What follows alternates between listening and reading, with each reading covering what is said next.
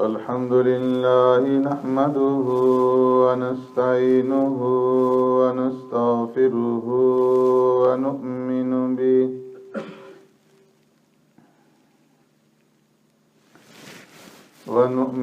به ونتوكل عليه ونعوذ بالله من شرور أنفسنا ومن سيئات أعمالنا من يهده الله فلا مضل له ومن يضلله فلا هادي له ونشهد أن لا إله إلا الله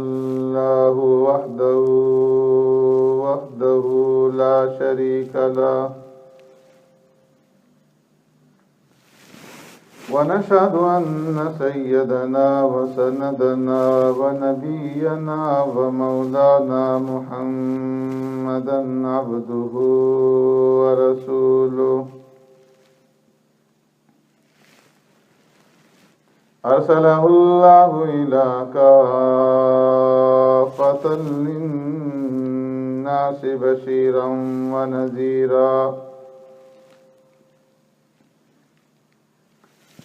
وداعيا إلى الله بإذنه وسراجا منيرا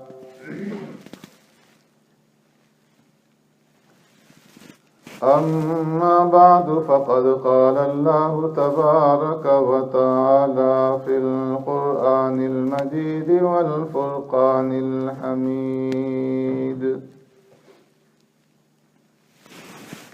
فأعوذ بالله من الشيطان الرجيم بسم الله الرحمن الرحيم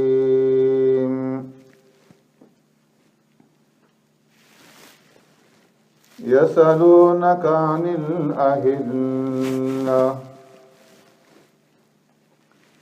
قل هي مواقيت للناس والحج وليس البر بأن تأتوا البيوت من ظهورها ولكن البر من اتقى وأتوا البيوت من أبوابها واتقوا الله لعلكم تفلحون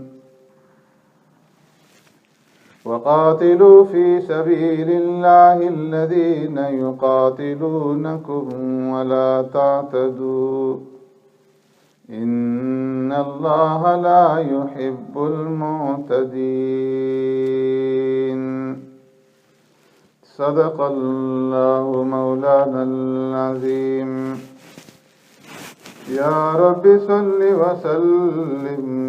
دائما أبدا على حبيبك خير الخلق كلهم هو الحبيب الذي ترجى شفاعته لكل هول من الأهوال مقتحم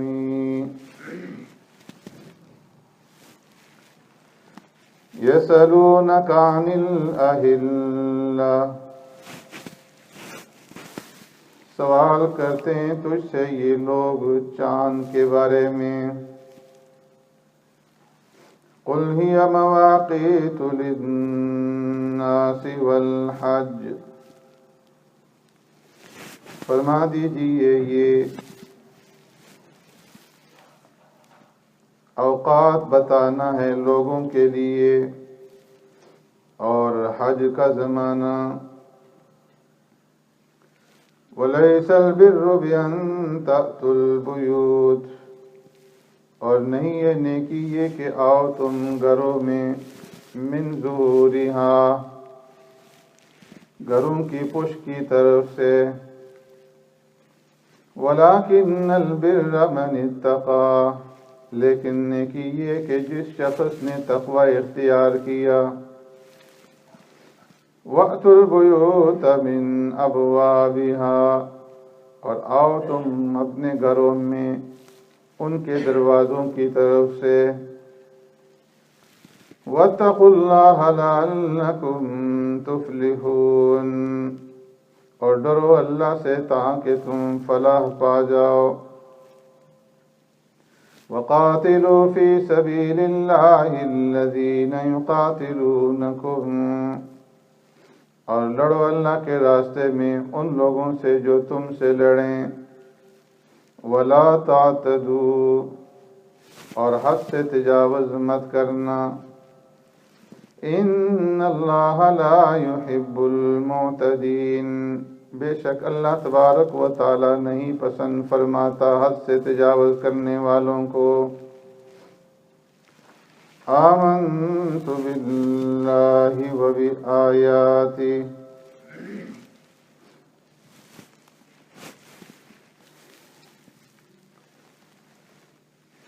حضرات گرامی،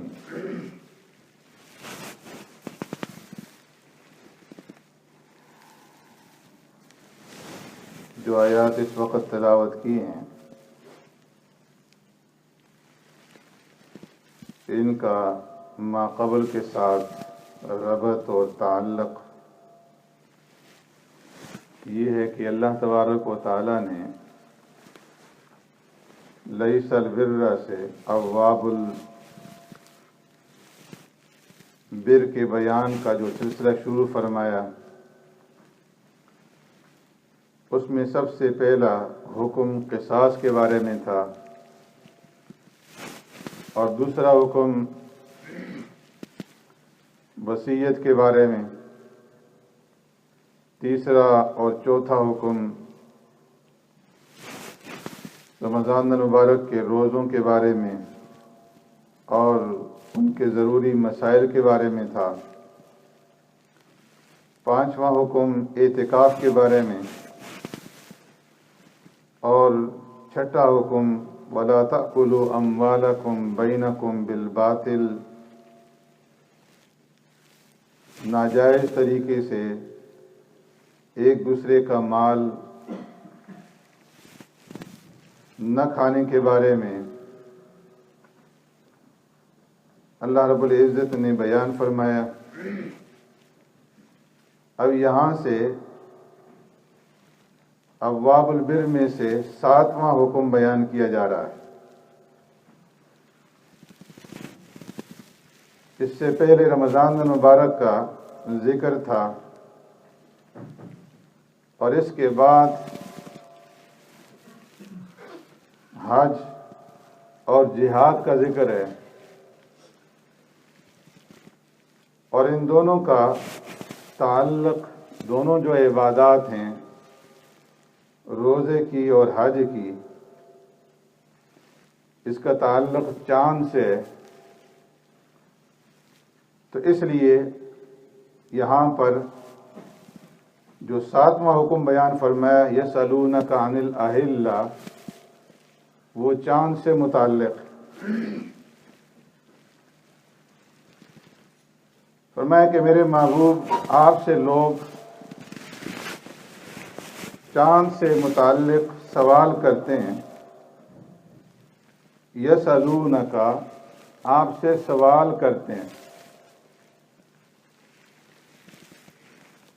مفسر قرآن حضرت عبداللہ ابن عباس رضی اللہ تعالی عنہ فرماتے ہیں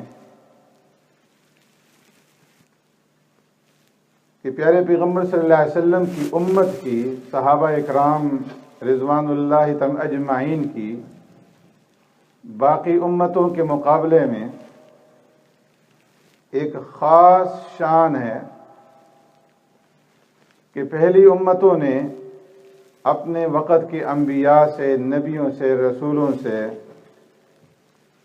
بہت زیادہ سوالات کیے، اور فرمایا کہ پیارے پیغمبر صلی اللہ علیہ وسلم کی امت تمام امتوں کے مقابلے میں ایسی ہے کہ جس نے سب سے کم سوالات کیے سرکار دو عالم صلی اللہ علیہ وسلم سے، آپ صلی اللہ علیہ وسلم کی عظمت کی وجہ سے اور آپ صلی اللہ علیہ وسلم کی ہیبت کی وجہ سے جو صحابہ اکرام رضوان اجمعین نے سرکار دو عالم صلی اللہ علیہ وسلم سے سوالات کیے وہ صرف 14 ہیں، اور ان 14 سوالات میں سے ایک سوال گزشتہ رکوع کے اندر گزر چکا، وَإِذَا سَأَلَكَ عِبَادِي عَنِّي فَإِنِّي قَرِيبٌ، کہ میرے محبوب آپ سے میرے بندے جب میرے بارے میں سوال کریں، جب صحابہ نے سوال کیا کہ اے اللہ کے رسول صلی اللہ علیہ وسلم ہمیں بتایا جائے اقریب ربنا ام بعید، کہ ہمارا رب قریب ہے یا دور ہے، اگر قریب ہے تو ہم نناجی اپنے رب کے ساتھ مناجات کریں، اور دور ہے تو ننادی اپنے رب کو پکاریں۔ ایک سوال تو یہ ہے، اور دوسرا سوال یہاں پر ذکر کیا جا رہا ہے یسألونک عن الأہلہ، کہ میرے محبوب آپ سے چاند کے متعلق یہ لوگ سوال کر رہے ہیں۔ 8 سوالات سورہ بقرہ کے اندر اللہ نے ذکر فرمائے، اور 9واں سوال سورہ مائدہ کے اندر یسألونک ماذا احل لہم، آپ سے سوال کرتے ہیں کہ کیا چیز ان کے لیے حلال ہے۔ 10واں سوال سورہ انفال میں یسألونک عن الانفال، اور 11واں سوال سورہ اسراء کے اندر یسألونک عن الروح، 12واں سوال سورہ کہف کے اندر یسألونک عن ذی القرنین، اور 13واں سوال اللہ تبارک و تعالی نے ذکر فرمایا سورہ حج کے اندر، اور 14واں سوال سورہ نازعات کے اندر یسألونک عن الساعہ اور یسألونک عن الجبال۔ تو یہ 14 سوالات ہیں جو صحابہ اکرام رضوان اللہ اجمعین نے پیارے پیغمبر صلی اللہ علیہ وسلم سے کیے۔ تو اس لیے ابن عباس رضی اللہ تعالیٰ عنہ فرماتے ہیں کہ سب سے کم سوالات جو کیے اللہ کے رسول سے وہ صحابہ نے کیے، اور ان 14 سوالات میں سے اللہ رب العزت نے جو طریقہ بیان کیا ہے قرآن کریم کے اندر، جو اسلوب بیان ہے، بڑا عجیب اور بڑا پیارا اسلوب ہے۔ پہلے جو 2 سوالات ہیں وَإِذَا سَأَلَكَ عِبَادِي عَنِّي فَإِنِّي قَرِيبٌ اور يَسْأَلُونَكَ عَنِ الْأَهِلَّةِ، فرمایا ان دونوں سوالات کا تعلق مبدأ کے ساتھ ہے۔ پہلے سوال میں رب العالمین کی ذات کے بارے میں پوچھا گیا ہے، اور دوسرے سوال میں اللہ کی مخلوق چاند کے بارے میں سوال کیا گیا، اور ان 14 سوالات میں سے آخری جو 2 سوالات ہیں وہ معاد کے بارے میں، یسألونک عن الجبال اور یسألونک عن الساعہ، پہاڑوں کے بارے میں اور قیامت کے بارے میں۔ تو ان دونوں کا تعلق جو ہے وہ معاد کے ساتھ ہے، اور پھر اسی کی نظیر اللہ نے قرآن کریم کے اندر صورتوں کے بیان کے اندر بھی رکھی ہے کہ پہلا جو ہاف ہے قرآن کریم کا، پہلے جو 15 سپارے ہیں، ان پہلے 15 سپاروں میں سے ایک سورت کو جو ذکر کیا گیا یا ایھا الناس کے ساتھ اس کو شروع کیا، اس میں مبدأ کا ذکر ہے، اور ترتیب کے اعتبار سے وہ چوتھی سورت، پہلی سورت فاتحہ، دوسری سورہ بقرہ،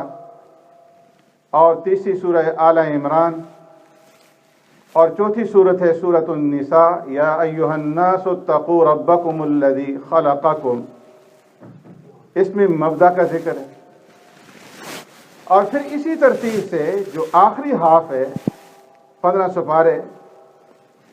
اس میں معاد کا ذکر ہے اور اس میں بھی یا ایھا الناس سے اللہ نے سورت کو شروع فرمایا، اور وہ بھی اسی ترتیب سے چوتھے نمبر پر۔ سورہ مریم، سورہ طٰہٰ، سورہ انبیاء، اور اس کے بعد سورہ حج ہے، یا ایھا الناس اتقوا ربکم ان زلزلۃ الساعۃ شیء عظیم۔ تو رب العالمین نے ایک عجیب اسلوب اختیار فرمایا ہے، ایک عجیب ترتیب رکھی ہے قرآن کریم کے اندر، کہ جتنا انسان غور کرتا جاتا ہے حیرت کے اندر ڈوبتا چلا جاتا ہے۔ تو 14 سوالات میں سے اور احکامات میں سے 7واں جو حکم ہے وہ اہلہ کے بارے میں، یسألونک عن الاہلہ، میرے محبوب یہ آپ سے چاند کے بارے میں سوال کر رہے ہیں۔ اہلہ ہلال کو کی جمع ہے، اور ہلال کہتے ہیں ابتدائی چاند کو، کہ جب چاند نظر آتا ہے۔ بعض رات نے فرمایا کہ ابتدائی جو 2 دن کا چاند ہوتا ہے اس کو ہلال کہا جاتا ہے، اور پھر یہ آخر میں آخری جو 2 دن ہوتے ہیں اس کے اندر جب گھٹ جاتا ہے تو اس وقت بھی اس کے اوپر ہلال کا اطلاق ہوتا ہے، اور 2 دن کے بعد جب یہ بڑھتا ہے تو اس کو قمر کہتے ہیں، اور 12 سے لے کر کے 15 تاریخ کے درمیان کا جو چاند ہوتا ہے اس کو جب انتہائی جوبن پہ ہوتا ہے اس کو بدر کہا جاتا ہے، اور جب وہ آخر میں بالکل ڈوب جاتا ہے تو احماق کہتے ہیں۔ بعض رات نے فرمایا کہ 7ویں تاریخ تک جو ہے یہ ہلال رہتا ہے، اور اس کے بعد پھر قمر شروع ہوتا ہے۔ تو فرمایا یسألونک عن الاہلہ۔ ابن عباس رضی اللہ تعالیٰ عنہ فرماتے ہیں کہ حضرت معاذ ابن جبل رضی اللہ تعالیٰ عنہ اور حضرت ساربہ بن معظم رضی اللہ تعالیٰ عنہ، یہ دونوں انصاری صحابہ تھے، انہوں نے سرکار دو عالم صلی اللہ علیہ وسلم سے یہ سوال کیا۔ بعض مفسرین نے فرمایا کہ یہود نے یہ سوال کیا تھا ان حضرات کے سامنے، اور انہوں نے پھر سرکار دو عالم صلی اللہ علیہ وسلم سے سوال کیا کہ اے اللہ کے رسول صلی اللہ علیہ وسلم، ہمیں یہ بتایا جائے کہ یہ اس چاند کی کیا حقیقت ہے، کیا حکمت ہے کہ ابتدا کے اندر جب یہ چاند نکلتا ہے تو یہ ہلال کی شکل میں ہوتا ہے، بالکل باریک دھاگے کی طرح، اور پھر یہ آہستہ آہستہ بڑھتا رہتا ہے یہاں تک کہ اس کی جو ٹکیا ہے یہ بالکل مکمل ہو جاتی ہے اور پورے جوبن پہ یہ پہنچ جاتا ہے، اور پھر اس کے بعد یہ گھٹنا شروع ہو جاتا ہے، اور گھٹتے گھٹتے پھر اسی حالت کے اوپر آ جاتا ہے جس حالت کے اوپر اس کی ابتدا ہوئی تھی۔ تو یہ سورج کی طرح، جس طرح کہ سورج ہر وقت مکمل ٹکیا کی شکل میں نکلتا ہے، یہ اس طرح کیوں نہیں؟ یہ پیارے پیغمبر صلی اللہ علیہ وسلم سے سوال کیا گیا، یسألونک عن الاہلہ۔ اب فرماتے ہیں کہ اس سوال کی 2 جہتیں، یا تو انہوں نے سوال اس لیے کیا کہ ہمیں اس چاند کی حکمت بتا دی جائے کہ یہ ابتدا میں چھوٹا ہوتا ہے، پھر بڑا ہوتا ہے، اور پھر آخر میں پھر گھٹ جاتا ہے، اس کے اندر حکمت کیا ہے، ہمارے لیے اس میں فائدہ کیا ہے، اور ہمارے لیے اس کے اندر مصلحت کیا ہے۔ یا اس سوال کی دوسری جہت یہ تھی کہ اس کی حقیقت کیا ہے، اس کی حقیقت ہمیں بتائی جائے۔ تو اللہ تبارک و تعالیٰ نے اس سوال کا جواب دیا، قُلْ هِيَ مَوَاقِيتُ لِلنَّاسِ وَالْحَجِّ۔ اے محبوب صلی اللہ علیہ وسلم، یہ چاند کے بارے میں سوال کر رہے ہیں تو آپ جواب میں فرما دیجئے هِيَ مَوَاقِيتُ لِلنَّاسِ وَالْحَجِّ، کہ چاند کی اندر حکمت یہ ہے کہ یہ مواقیت للناس لوگوں کو وقت بتاتا ہے، اس سے انسانوں کو وقت کے بارے میں معلوم ہوتا ہے، اور اس سے عبادات جو حج ہیں، روزہ ہیں اور دیگر عبادات ہیں ان کے بارے میں معلوم ہوتا ہے، ان کے بارے میں پتہ چلتا ہے۔ تو فرمایا کہ اگر ان کا سوال حکمت کے بارے میں تھا تو اللہ نے حکمت ہی کے متعلق جواب دے دیا، اور اگر حقیقت کے بارے میں سوال تھا تو اللہ نے فرما دیا کہ تمہیں اس کی حقیقت کے اندر غور کرنے کی کوئی ضرورت نہیں ہے، جو چیز تمہارے فائدے کی ہے تم اس کے بارے میں جان لو، اور تمہارے فائدے کی بات یہ ہے کہ اس چاند کے ذریعے سے تمہیں عبادات کے بارے میں معلوم ہوتا ہے، اور تم اس کے ذریعے سے دینی اور دنیاوی دونوں فائدے حاصل کرتے ہو۔ دوسرے مقام پہ اللہ تبارک و تعالیٰ نے اس کا ذکر سورہ یونس کے اندر اس طرح فرمایا، وَالَّذِي جَعَلَ الشَّمْسَ ضِيَاءً وَالْقَمَرَ نُورًا وَقَدَّرَهُ مَنَازِلَ لِتَعْلَمُوا عَدَدَ السِّنِينَ وَالْحِسَابَ۔ اللہ وہ ذات ہے جعل الشمس ضیاء، جس نے سورج کو ضیاء کا، روشنی کا سبب بنایا، چاند کو نور کا سبب بنایا، وَقَدَّرَهُ منازل، اور اس کی منزلیں متعین کر دی کہ یہ ان منزلوں سے ہوتا ہوا جاتا ہے، لِتَعْلَمُوا عَدَدَ السِّنِينَ وَالْحِسَابَ، تاکہ تمہیں سالوں کے بارے میں معلوم ہو جائے اور حساب کے بارے میں تمہیں معلوم ہو جائے۔ اس بنا پر حضرات مفسرین فرماتے ہیں کہ شریعت کے اندر جو حساب کا دار و مدار ہے وہ قمر کے اوپر ہے، چاند کے اوپر ہے، اگرچہ سورج سے شمسی اعتبار سے بھی تاریخوں کا تعین کرنا اور اس کا ذریعے سے حساب کرنا یہ بھی جائز ہے، اس لیے کہ سورہ بنی اسرائیل کے اندر اللہ تبارک و تعالیٰ نے اس کا بھی ذکر فرمایا، وَجَعَلْنَا اللَّيْلَ وَالنَّهَارَ آيَتَيْنِ فَمَحَوْنَا آيَةَ اللَّيْلِ وَجَعَلْنَا آيَةَ النَّهَارِ مُبْصِرَةً لِتَبْتَغُوا فَضْلًا مِّن رَّبِّكُمْ وَلِتَعْلَمُوا عَدَدَ السِّنِينَ وَالْحِسَابَ، کہ ہم نے رات اور دن کو رکھا اور پھر رات کو مٹا کر کے دن کو لائے تاکہ لِتَبْتَغُوا فَضْلًا مِّن رَّبِّكُمْ، اللہ کے فضل کو تم تلاش کر سکو، وَلِتَعْلَمُوا عَدَدَ السِّنِينَ وَالْحِسَابَ، اور تم اس کے ذریعے سے سالوں کا بارے میں جان سکو اور حساب معلوم کر سکو۔ لیکن فرمایا کہ حساب کا دار و مدار جو ہے وہ شمسی سال کے اوپر نہیں رکھا گیا، بلکہ قمر کے اوپر، چاند کے اوپر رکھا گیا ہے۔ کیوں؟ اس لیے کہ شریعت کے اندر ایسی چیزیں رکھی جاتی ہیں جو عام انسانوں کے لیے جس کا سمجھنا آسان ہو۔ سورج کا تعلق فرمایا کہ اس کا علم حیت سے تعلق ہے، ریاضی سے تعلق ہے، اور ہر ایک انسان کے لیے اس کا جاننا، اس کا معلوم کرنا آسان نہیں ہے۔ اور پھر سورج کا طلوع اور غروب جو ہے وہ ایک ہی طرح ہوتا ہے، اس کی جو ٹکیا ہے وہ طلوع اور غروب کے وقت ایک ہی طرح سے ہوتی ہے اور ہر سیزن کے اندر ایک ہی طرح رہتی ہے۔ لیکن چاند جو ہے ہر مہینے کے اندر اللہ نے ایسا نظام بنا دیا ہے کہ یہ جب طلوع ہوتا ہے تو ہلالی شکل کے اندر ہوتا ہے، اور جسے دیکھ کر کے ہر ایک انسان، چاہے وہ شہر کا رہنے والا ہے، پہاڑوں کا رہنے والا ہے، جنگلات کا رہنے والا ہے، پڑھا لکھا ہے، ان پڑھ ہے، ہر ایک کو معلوم ہو جاتا ہے کہ یہ مہینہ شروع ہو گیا۔ اور پھر جو یہ بڑھتا ہے اور پورے جوبن پہ پہنچتا ہے تو معلوم ہوتا ہے کہ اب ایام 20 کے دن ہیں، اور یہ چاند جو ہے اپنی انتہا کو، جوبن کو پہنچ چکا ہے، اور پھر آخر آہستہ آہستہ یہ پھر اس کے اوپر نقصان آتا ہے، نقص آتا ہے، کم ہوتا جاتا ہے، اور ہلالی شکل میں رہ جاتا ہے، معلوم ہوتا ہے کہ مہینہ ختم ہونے کو ہے، اور پھر یہ غائب ہو جاتا ہے۔ تو اس لیے فرمایا کہ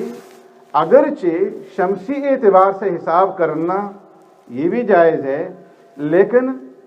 عبادات جو ہیں ان کا تعلق قمر کے ساتھ ہے۔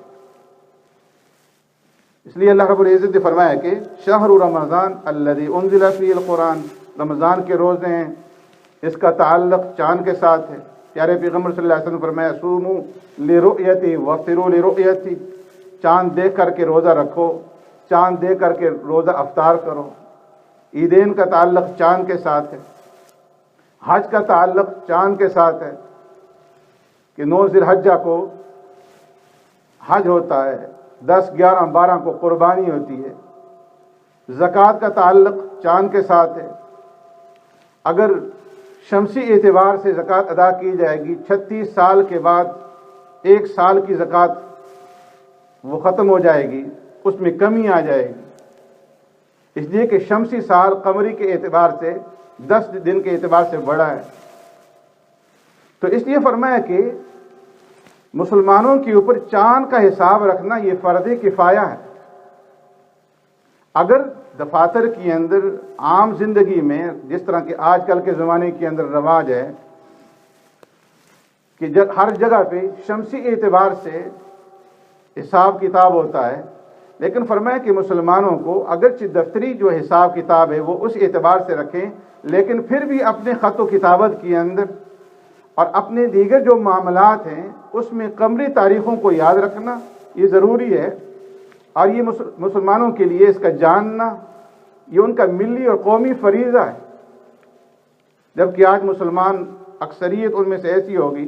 कि जिनको जो कमरी महीने हैं, इस्लामी महीने हैं, उनके नाम तक भी नहीं आएंगे और उनकी तारीख़ों के बारे में मालूम नहीं। इसलिए इमाम राज़ी रहमतुल्लाह तआला अलैह और इमाम जस्सास रहमतुल्लाह तआला अलैह फरमाते हैं कि अगर मुसलमान इसको बिल्कुल छोड़ देंगे तो वो गुनाहगार होंगे। तो इसलिए फरमाया कि यसअलूनका अनिल अहिल्ला, मेरे महबूब ये लोग आपसे चाँद के मुतालिक सवाल करते हैं। कुल हिय मवाक़ीतु लिन्नासि वल हज, जवाब में आप फरमा दीजिए कि इसके ज़रिए से हमें अवकात मालूम होते हैं कि इबादत के जो अवकात हैं उसका ताल्लुक़ भी कमरी हिसाब से, इसी तरीके से औरत की जो इद्दत है उसका ताल्लुक़ भी कमर के साथ कि अगर किसी औरत का खाविन फौत हो जाए तो उसकी इद्दत फरमाया कि 4 महीने और 10 दिन है। जिस औरत को हैज़ नहीं आता उसकी इद्दत 3 महीने है, उसका ताल्लुक़ भी कमर के साथ। इसी तरीके से बच्चे के दूध पिलाना है, अल्लाह ने फरमाया कि 2 साल मुकम्मल उसको दूध पिलाना है, उसका ताल्लुक़ भी कमर के साथ है। तो इन तमाम चीज़ों का जो दीनी चीज़ें हैं, इबादत का जिसका ताल्लुक़ है, और इसी तरीके से जो दुनियावी मामलात हैं जैसे इजारा है, बे है, किसी को कर्ज देना है, तो ये सारी चीज़ें हिसाब किताब से ताल्लुक़ रखती हैं। और फरमाया कि इसमें कमरी हिसाब जो है